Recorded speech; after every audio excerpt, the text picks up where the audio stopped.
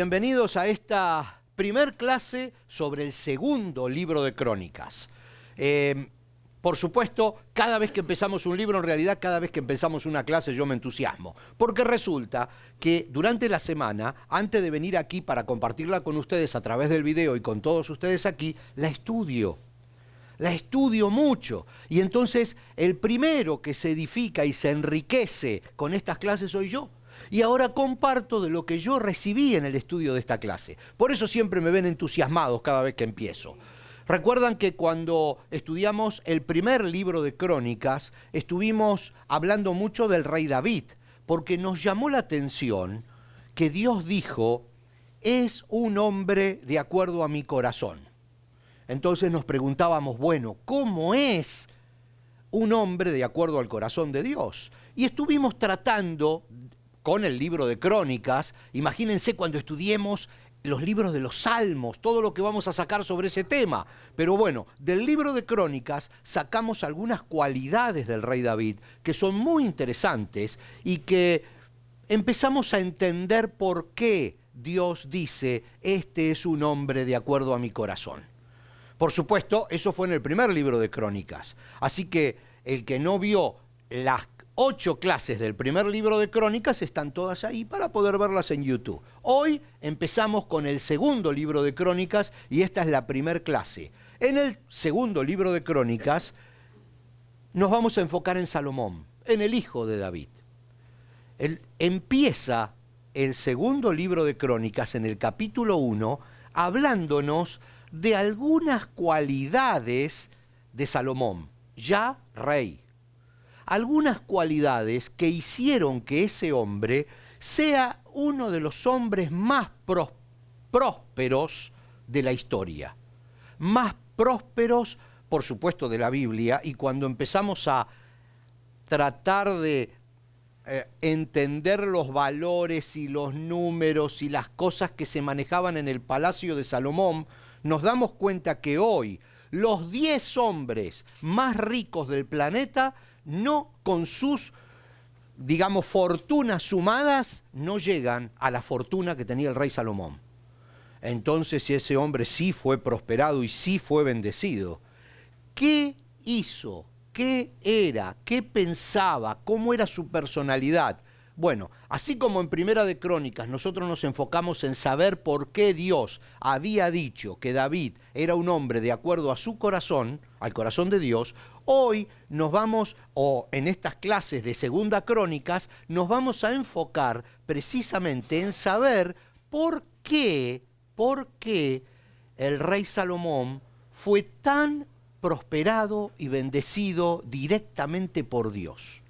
¿Qué hizo? Y en esta primera clase tenemos como 4 cositas que hizo y que son muy importantes. Así que sin más, porque yo creo que todos queremos saber, para ver si podemos de alguna manera comportarnos como Salomón y recibir algo de todo lo que él recibió, ¿no es cierto? Algo en una de esas para pagar alguna deuda. Así que bueno, vamos a empezar. Como dijimos recién, David, un hombre según el corazón de Dios. Pero Salomón, uno de los hombres más bendecidos, bueno, hay muchos tipos de bendiciones, ustedes saben, ¿verdad? Muchos tipos de bendiciones. Para una madre, tener un hijo es una bendición incomparable. Entonces no podemos medir bendiciones. Estamos hablando de prosperidad económica. Este hombre fue prosperado por Dios porque se comportó de una manera específica que a Dios le agradó. Vamos a tratar de entender qué fue lo que hizo. Vamos a comenzar leyendo Segunda Crónicas, el primer versículo de Primera Crónicas 1:1, de Segunda Crónicas, perdón, 1:1 dice, Salomón, hijo de David, tomó firme control de su reino porque el Señor su Dios estaba con él y lo hizo poderoso. Definitivamente, Salomón, era un hombre común, como cualquiera de nosotros. La bendición de Dios sobre su vida hizo la gran diferencia. Estaba con él y lo hizo muy poderoso. Seguimos leyendo porque vamos a leer del 1 al 13. Entonces, seguimos leyendo que dice, Salomón convocó a todos los líderes de Israel. Esa fue su primer decisión como rey, su primer movida política, el primer día de gobierno. ¿Qué hizo? Dice la Biblia, Salomón convocó a todos los líderes de Israel, a los generales y a los capitanes del ejército, a los jueces y a todos los jefes políticos y de clanes. Después condujo a toda la asamblea al lugar de adoración en Gabón, porque allí se encontraba el tabernáculo de Dios. Este era el tabernáculo que Moisés, siervo del Señor, había construido en el desierto. David ya había trasladado el arca de Dios desde Kiriat Jearim a la carpa que le había preparado en Jerusalén.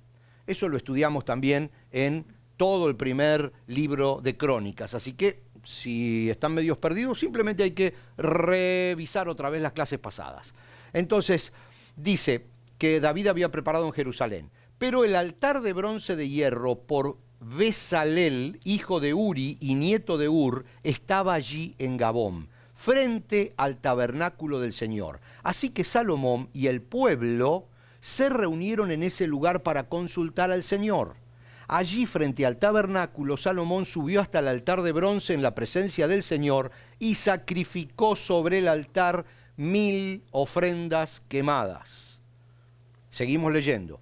Esa noche Dios se le apareció a Salomón y dijo, ¿qué es lo que quieres? Pídeme y yo te lo daré. Salomón le contestó a Dios, tú mostraste gran y fiel amor a David mi padre, y ahora me has hecho rey en su lugar. Oh Señor Dios, te ruego que sigas manteniendo la promesa que le hiciste a David mi padre, pues me has hecho rey sobre un pueblo tan numeroso como el polvo de la tierra. Dame la sabiduría y el conocimiento para guiarlo correctamente, porque ¿quién podrá gobernar a este gran pueblo tuyo?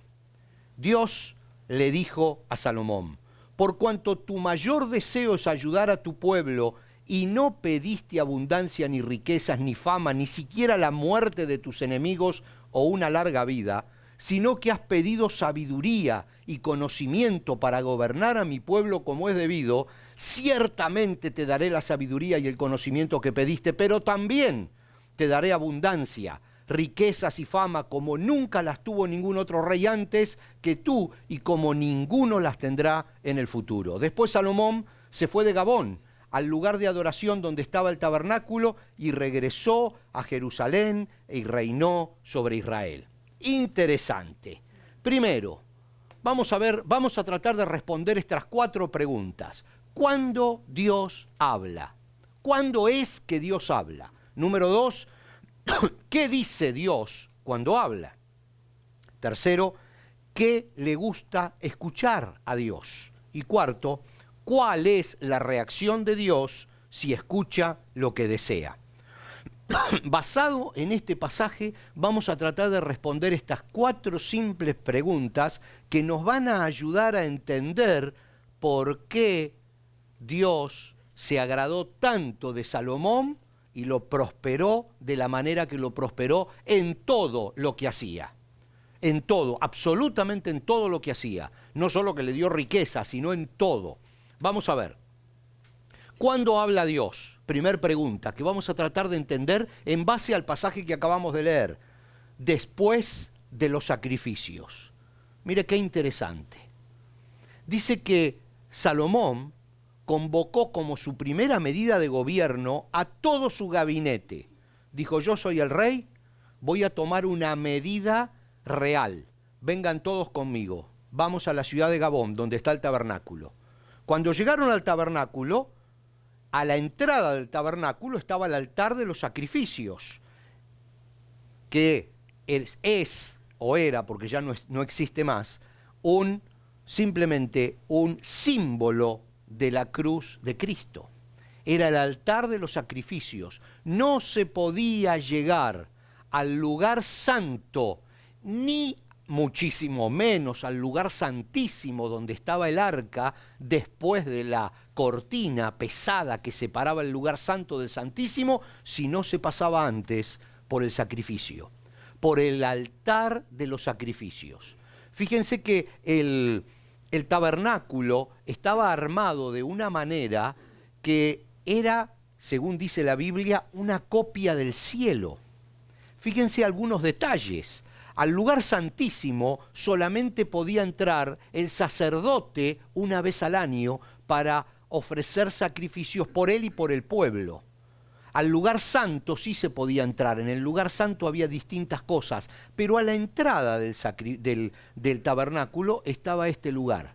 Había que sacrificar antes de entrar lo que era necesario de acuerdo a la ley, en el Levíticos, en todo el Antiguo Testamento podemos encontrar en toda la ley cómo se hacían los sacrificios en el tabernáculo. Acá llegó Salomón a un lugar que había sido olvidado por muchos años. Muchos años, el arca había estado perdida, recién David la va a buscar y la trae de nuevo y arma el tabernáculo. Entonces lo primero que hace es, para llegar a Dios, a través del sacrificio.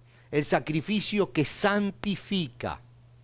Cuando uno lee el libro de Levíticos es muy interesante, porque el libro de Levíticos muestra un Dios santo y un hombre impuro.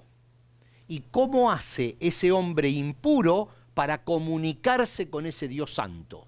A través de un sacrificio que santifique momentáneamente a esa persona para que se comunique con el Dios santo. Ese es el libro de Levíticos. Levíticos dice 20:26, lo tenemos en la pantalla: sé santo, porque yo el Señor soy santo. Sé santo para presentarte en mi presencia. No había ninguna posibilidad de que el hombre fuera santo. No había ninguna posibilidad de que sus pecados fueran redimidos o justificados. Pero el Señor aceptaba la sangre de un animalito como si fuera la sangre de la misma persona. Para que no muera la persona, moría el animalito y Dios aceptaba y justificaba momentáneamente a esa persona ante él y se lograba el contacto entre una persona impura y un Dios santo. Juan 10:9 dice: yo soy la puerta y los que entran a través de mí, dice el Señor Jesús, serán salvos, entrarán y saldrán libremente y encontrarán buenos pastos. Hablamos de esa puerta, de ese primer sacrificio, de esa entrada. Nosotros en Cristo tenemos ese altar de los sacrificios, aunque ya no se sacrifica más, porque el Señor se sacrificó por nosotros una vez y para siempre, porque fue una ofrenda perfecta. Entonces no hace falta seguir matando animalitos, ni seguir matando a Jesús otra vez, porque ya fue una sola vez y para siempre, y su sangre siempre va a ser válida si nosotros la reconocemos y la aceptamos para permitirnos entrar al lugar santo y al lugar santísimo. Cuando Cristo murió en la cruz del Calvario, la cortina que dividía en el templo de Jerusalén el lugar santo del lugar santísimo se cortó, se abrió, se desgarró, porque ya no hay más una división. A partir de Cristo, en su sacrificio nosotros tenemos entrada a ese lugar. Pero Salomón todavía no la tenía. Todavía Jesús no había llegado a justificar a Salomón, a morir por él y a redimirlo. Entonces, obligatoriamente, él tenía que sacrificar un animalito para presentarse ante el Señor. Fíjense cómo podemos hoy entender que la primer cosa que hizo Salomón es llegar a Dios a través de un sacrificio genuino. Si nosotros entendemos eso, tenemos que dejar allí a un lado esto. Para llegar a Dios, tenemos que siempre llegar a través del sacrificio de Cristo. Siempre a partir del lugar, el altar de los holocaustos. Siempre a partir de la cruz de Cristo. Y allí está la entrada, allí está el primer movimiento de Salomón que fue sumamente interesante. Ese concepto no se nos tiene que escapar cuando queremos recibir una bendición de Dios. Llegar a Dios a través de ese sacrificio de Cristo que nos justifica, no a través de promesas o esfuerzos que podamos hacer nosotros diciendo: Señor, te hago la promesa, si me das para pagar la renta, camino 25 cuadras de rodilla.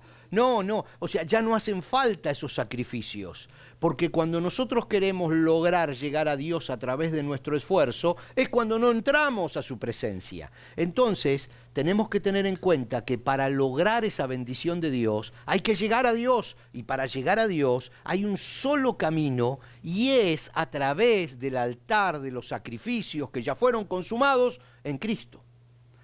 Por eso es importante saber que si nosotros queremos recibir esa respuesta poderosa de Dios, tenemos que llegar a través de Cristo. Vamos a seguir, porque eran 4 y como siempre me entusiasmo. ¿Y qué dice cuando habla el Señor? ¿Qué dice cuando habla? Era la segunda pregunta. Siempre nos da a elegir. Él nos da a elegir. Tenemos el libre albedrío. Él dice, muchachos, aquí está el buen camino y acá está el mal camino. Ustedes tienen que elegir qué hacer. Una vez que estamos en su presencia, Él siempre nos da a elegir. Apocalipsis 3:20 dice, yo estoy a la puerta y llamo, si oyes mi voz y abres la puerta, yo entraré y cenaremos como amigos. Si no la abres, no entraré y no cenaremos juntos como amigos.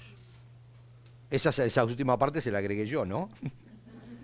Pero ese es el concepto del libre albedrío. Y hay más conceptos. Deuteronomio 30:10 dice, el Señor tu Dios se deleitará en ti si obedeces su voz y cumple los mandatos y los decretos escritos en este libro de instrucción. Y si te vuelves al Señor tu Dios con todo tu corazón y con toda tu alma. O sea, si te vuelves al Señor, Él se va a deleitar en ti. Si no te vuelves, no se va a deleitar en ti. Entonces hay un concepto de decisión que siempre está de nuestro lado. La pelota está en nuestra cancha. Deuteronomio 30:19, unos versículos más adelante, dice, hoy te he dado a elegir entre la vida y la muerte, entre bendiciones y maldiciones. Ahora pongo al cielo y a la tierra como testigos de la decisión que tomes. Ay, si eligieras la vida para que tú y tus descendientes puedan vivir. Entonces, cuando Dios habla, Dios nos da a elegir. ¿Qué le gusta escuchar a Dios de cualquier manera cuando nos da a elegir? Entonces ahora tenemos, siempre mirando la historia de Salomón. Recuerden que va y se presenta en el templo, sacrifica y se va a su casa. Pero Dios ve su sacrificio y a la noche le dice, Salomón, decide qué es lo que tú quieres. Como dicen los cubanos, ¿no? ¿Qué es lo que tú quieres? ¿Qué hacemos ahora? Chico, las prioridades en el orden correcto. Pensemos lo que dijo Salomón. Es difícil que si Dios se presenta hoy, nosotros tengamos la mente tan fría como para decidir las prioridades correctas, para decidir correctamente. Generalmente estamos presionados por la realidad momentánea. Y si Dios nos llamara y nos dijera, ¿qué necesitas hoy? Difícil que le dijéramos lo que dijo Salomón. Por eso aquí viene un tema serio, serio. A veces cuando leo esta historia me acuerdo de la lámpara de Aladino, ¿se acuerdan? Que frotó, salió el genio y le dice, ¿qué quieres que haga? ¿No les parece que podía hacer algo así? Pero acá no le dijo 3 deseos, acá le dijo, dime, ¿qué quieres que haga por ti? Pero Dios ya sabía lo que quería escuchar. Sabía Dios lo que Él quería que Salomón le dijera, pero le dejó la decisión a Salomón. No le dijo, me tienes que pedir esto. No nos va a decir a nosotros, nos tiene que pedir esto. Él nos va a dejar decidir. Después que lleguemos a Él a través de Cristo, nos va a dejar decidir. Santiago 4, 2 y 3 dice, desean lo que no tienen. Entonces traman y hasta matan para conseguirlo.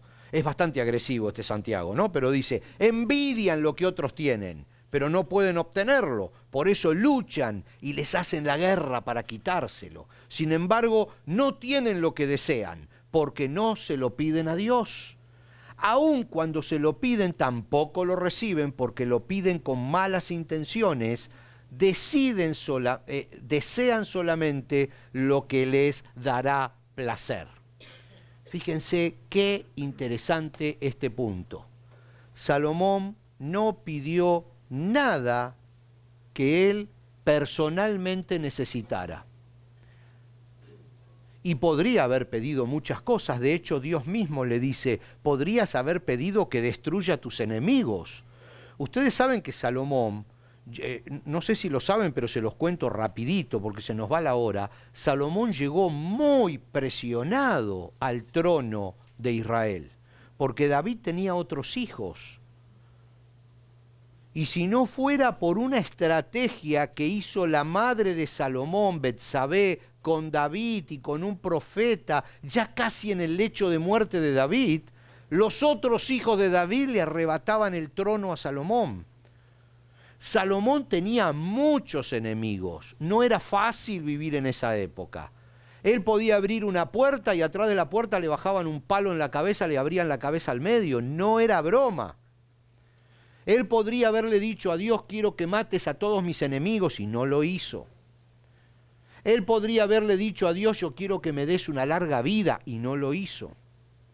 Entonces, ese es el punto, tener las prioridades en orden. ¿Qué es lo que Dios quiere de nosotros? Porque cuando Dios escucha lo que quiere escuchar, ¿cómo reacciona? ¿Cuál es la reacción de Dios si escucha lo que quiere escuchar de nosotros? Bendición hasta que sobreabunde. Dice Deuteronomio 30, 15 y 16, ahora escucha, en este día te doy a elegir entre la vida y la muerte, entre la prosperidad y la calamidad. Pues hoy te ordeno que ames al Señor tu Dios y cumplas sus mandatos, decretos y ordenanzas, andando en sus caminos. Si lo haces, vivirás y te multiplicarás, y el Señor tu Dios te bendecirá a ti y también a la tierra donde estás a punto de entrar y que vas a poseer. Deuteronomio, a partir de Deuteronomio 28, es muy interesante estudiar esto, cuando Dios dice, señores, yo pongo dos caminos delante de ustedes, el camino de la bendición y el camino de la maldición. Ustedes eligen, desde el Edén, ustedes eligieron. Ahora, no se caracterizan por elegir bien. Por eso Dios prosperó a Salomón y no nos prospera a todos nosotros, porque la bendición de Dios, en todo sentido, no solo económico, está siempre a disposición nuestra, pero nosotros elegimos lo que no nos conviene. Pero así fue, de entrada fue nomás así. Dios hizo al hombre y a la mujer con la capacidad de decidir, y ni bien le dio la primera posibilidad de decidir, que era o esta manzana o esta, eligió la que no le correspondía. Le dijo, ¿banana o manzana? Dijo, manzana. No, la manzana era la única que no tenías que elegir. O sea, el árbol del Edén, el árbol de la tentación de Eva, es simplemente un dibujo de que Dios nos dio el libre albedrío desde el primer día que nos creó. Es una imagen de que vivimos decidiendo mal, metiendo las cuatro patas, digamos, ¿no? A los caballos, decía un amigo mío.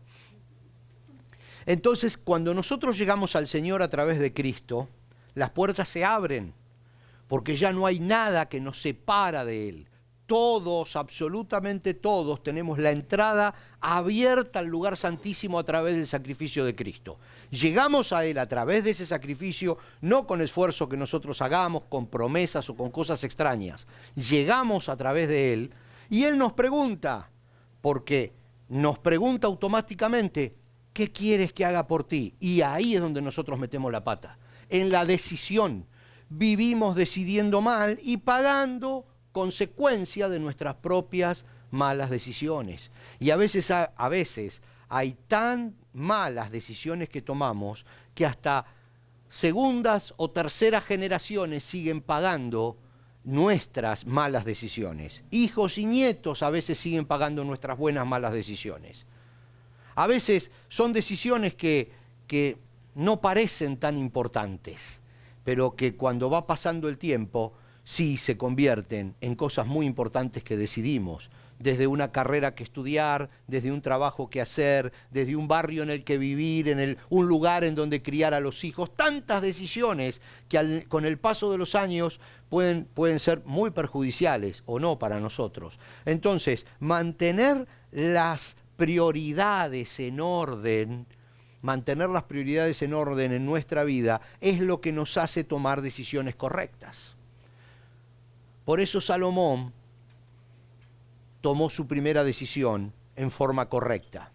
Dijo: Señor, dame sabiduría, porque yo con sabiduría gobierno bien.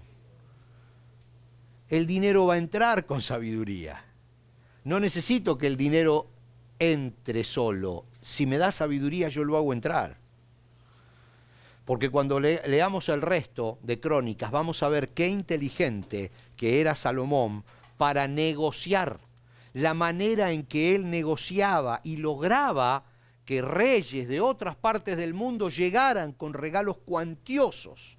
Era un hombre muy sabio, con una sabiduría divina. Supo elegir. Cuando nosotros elegimos lo que Dios quiere que elijamos, lo demás se cae de maduro. Toda la Biblia dice esas palabras que leímos en el Antiguo Testamento. Hoy he puesto dos caminos delante de ti, uno de bendición y uno, a veces la palabra maldición suena muy pesada, ¿no? Uno bueno y uno no bueno, no tan bueno. Entonces, depende del que tú elijas, vas a recibir lo que está en ese camino.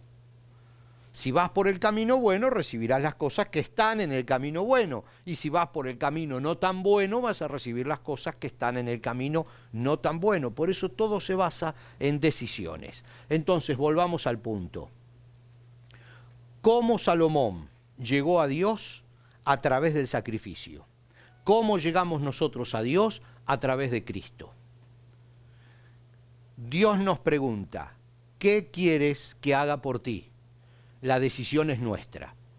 Si nosotros tenemos las prioridades correctas, nosotros decidimos correctamente, y cuando decidimos correctamente, Dios se agrada de nuestra decisión y nos da todo lo que nos falta. Por eso luego en el Nuevo Testamento encontramos pasajes que dicen que el Señor nos va a dar todo hasta que sobreabunde, andando en sus caminos. Así que allí ya tenemos algún detalle de la personalidad de Salomón, de cómo él decidía, de qué cosas eran importantes y qué cosas no eran importantes para él. A mí siempre me llamó la atención que Salomón no pidiera que sus enemigos sean destruidos. Eso sí que me llamó la atención. Pero él supo decidir, porque pidiendo sabiduría a Dios, él sabía que hasta incluso podía manejar con la sabiduría de Dios hasta a los enemigos más acérrimos. Y a Dios le agradó eso y le quitó los enemigos, le dio un reinado en paz, lo prosperó y le dio una larga vida. Y lo primero que comenzó a hacer fue construir el templo. Y vamos a leer rápidamente algunos pasajes, porque ya la hora la tenemos bastante avanzada, pero vamos a leer algunos pasajes de cuando empieza a construir el templo, el gran templo de Jerusalén, el primer templo, ese que no había podido construir David, pero había juntado el dinero para construirlo. Segunda Crónicas 3, 1 y 2 dice: Salomón comenzó a construir el templo del Señor en Jerusalén, en el monte Moriah. La próxima vamos a hablar un poquitito de eso. En el monte Moriah, que estaba frente a Jerusalén, es en el mismo lugar donde Abraham subió con Isaac para sacrificarlo. Del otro lado del monte Moriah está el monte de la calavera, el Gólgota. Hay muchas cosas metidas acá que vamos a ir viéndolas en la próxima clase. Salomón comenzó a construir el templo del Señor en Jerusalén, en el monte Moriah, donde el Señor se le había aparecido a David su padre. El templo se construyó en el campo de trillar de Arauna, el Jebuseo, el sitio que David había elegido. La construcción comenzó a mediados de la primavera, durante el 4º año del reinado de Salomón. Hay un tiempo bastante importante, 3 años, casi 4, que Salomón se enfocó en conseguir los materiales. No vamos a ir con ese tema, pero los primeros versículos, los primeros capítulos de Primera Crónica, él hace tratos con reyes de todos los alrededores y le dice, señores, empiecen a enviarnos cosas porque tenemos que construir un templo que debajo del cielo no haya nada igual. Recordamos también que en la última clase del libro primero de Crónicas vimos la cantidad de dinero que David había personalmente donado, cientos de toneladas de oro para recubrir las piedras. Increíble lo que fueron construyendo allí. Salomón comienza a construir el templo en un lugar muy, muy especial que tiene mucha historia. Lo vamos a ver la próxima y les aseguro que se van a entusiasmar. Así que nos vemos la próxima clase. Dios les bendiga.